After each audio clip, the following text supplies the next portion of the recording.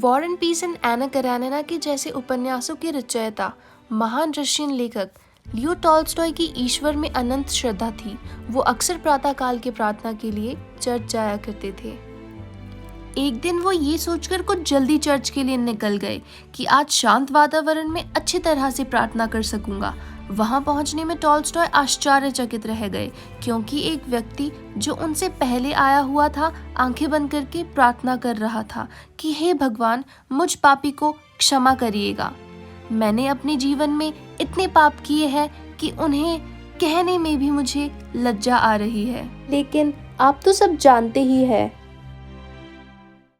जब टॉल्स्टॉय ने उस व्यक्ति की प्रार्थना सुनी तो वो सोचने लगे कि ये व्यक्ति वास्तव में कितना महान है, जो सच्चे हृदय से परमात्मा के सामने अपने अपराधों को स्वीकार करते हुए उनके लिए पश्चाताप कर रहा है। आज यदि किसी व्यक्ति को कुछ कह दिया जाए तो वो गुस्से में मारने को दौड़ता है, और एक ये इंसान है जो अपने आप को ही अपराधी मान रहा है। जब टॉल्स्टॉय उस व्यक्ति को देखने की इच्छा से उसके पास गए तो वो उसे पहचान गए।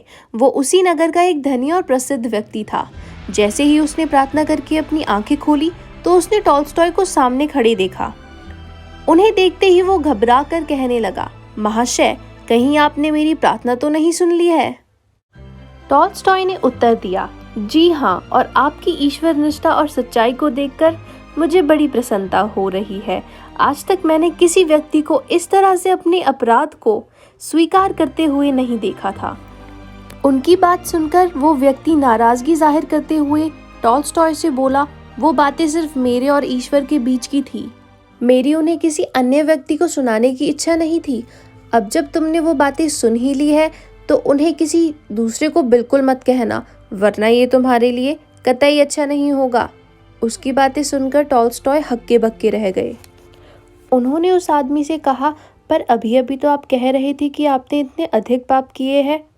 उनकी बात समाप्त होने से पहले ही उस आदमी ने बीच में रोककर कहा, हाँ, लेकिन वो बातें मैंने सिर्फ भगवान को बताने के लिए कही थी, दुनिया वालों के लिए नहीं।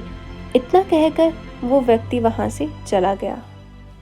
टॉल्स्टॉय इसकी बातें सुनकर शॉक्ड रह गए। वो सोचने लगे, ये दुनिया भी कितनी विचित्र है, जहाँ इंसान दूसरे लोगों से डरता है लेकिन भगवान से नहीं। लोग ईश्वर को भी बस एक ऐसी चीज समझते हैं जो थोड़ी सी चापलूसी से खुश होकर उनके हर अपराध को क्षमा कर लेगा।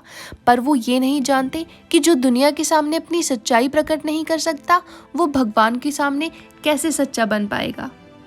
किसी ने सच ही कहा है, हर कोई सच्चाई के बारे में बात करता है, लेकिन कुछ लोग ही इस पर अटल रहते हैं।